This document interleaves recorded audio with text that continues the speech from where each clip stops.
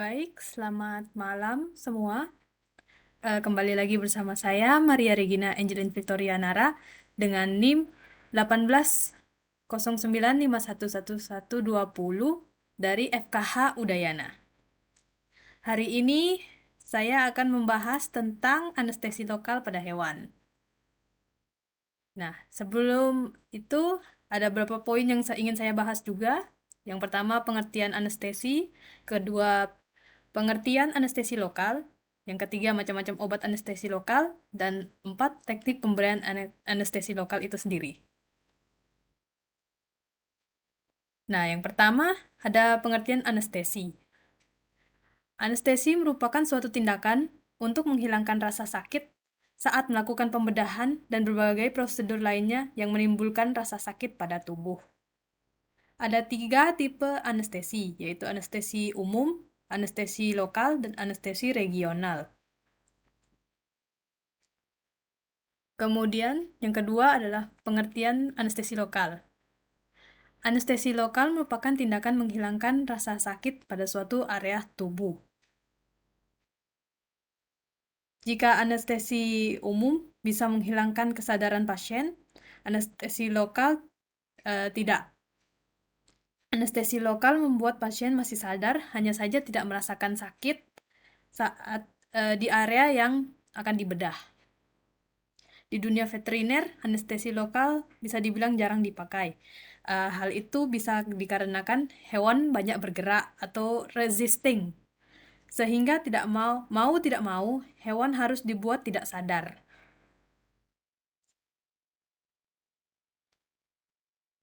Kemudian yang ketiga, macam-macam anestesi lokal. Anestesi lokal dibagi menjadi 2 golongan, yaitu golongan ester dan amida.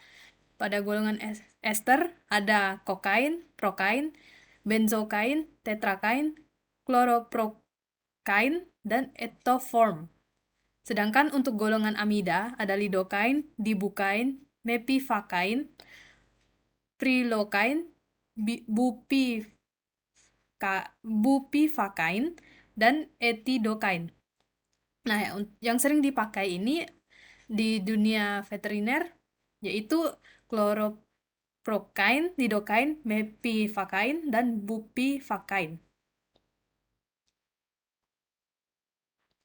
Kemudian ada teknik pemberian anestesi lokal.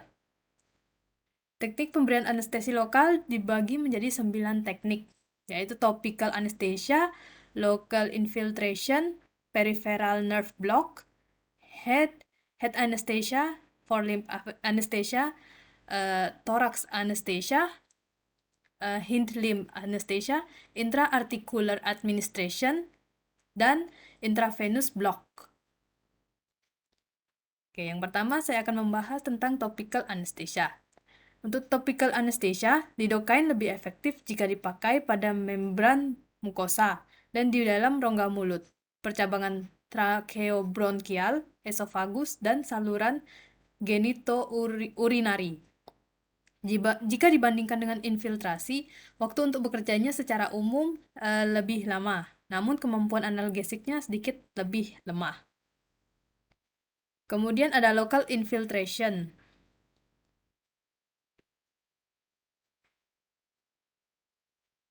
Local infiltration dilakukan dengan menempatkan injeksi secara intradermal atau subkutan.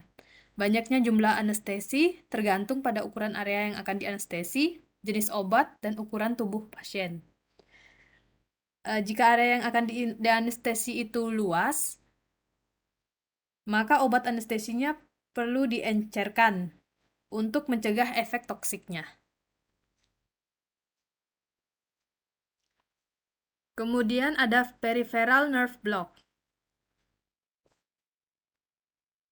Larutan solusi anestesi lokal diinjeksikan ke jaringan ikat yang dikelilingi oleh beberapa saraf tertentu, menyebabkan terjadinya kehilangan sensasi atau blok sensori dan atau paralisis atau blok motorik di daerah yang disuplai saraf. Kemudian ada head anesthesia. Blok saraf yang berguna untuk gigi dan prosedur lainnya yang melibatkan maksila dan mandibula, termasuk infiltrasi pada saraf infraorbital, mandibular, dan mental. Gambar di bawah ini merupakan cara atau penempatan jarum untuk head anesthesia. Kemudian forelimb anesthesia. Forelimb anestesi. Blok saraf plexus branchial lebih baik digunakan untuk pembedahan pada bagian kaki depan atau bagian distal siku. Gambar di bawah merupakan pengaplikasian atau penempatan jarum untuk anestesi kaki depan.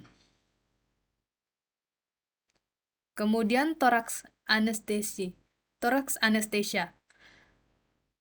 Blok saraf interkostal diberikan untuk menurunkan jumlah pemakaian anestesi lain untuk diperlukan untuk mengobati nyeri pasca operasi dan untuk meningkatkan fungsi paru-paru pasca operasi setelah dilakukan torakotomi lateral. Untuk toraks anestesia ini bisa dilakukan di mana saja di bagian torak, tergantung pada di mana dilakukannya pembedahan. Kemudian hind limb anesthesia. Anestesi pada bagian kaki belakang yang letaknya distal dari panggul dapat dilakukan dengan blokade selektif dari saraf savena, saraf peroneal communis, dan saraf tibial. Saraf fibular superficial, saraf fibular bagian dalam, dan saraf tibial dapat diblok untuk tindakan-tindakan yang melibatkan kaki.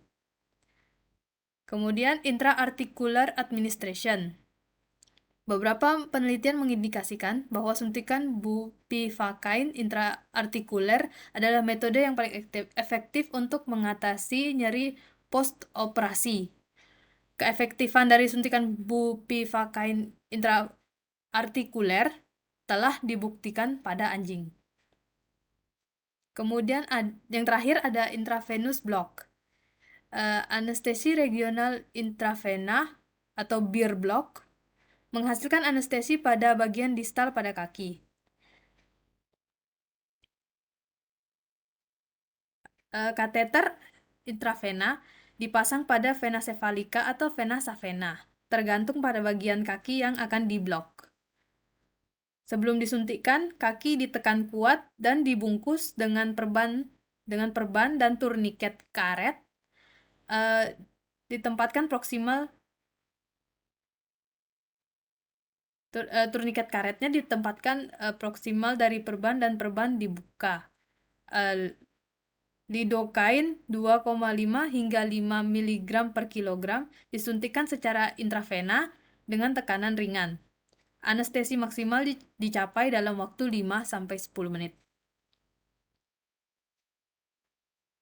Berikut daftar pustaka yang saya pakai.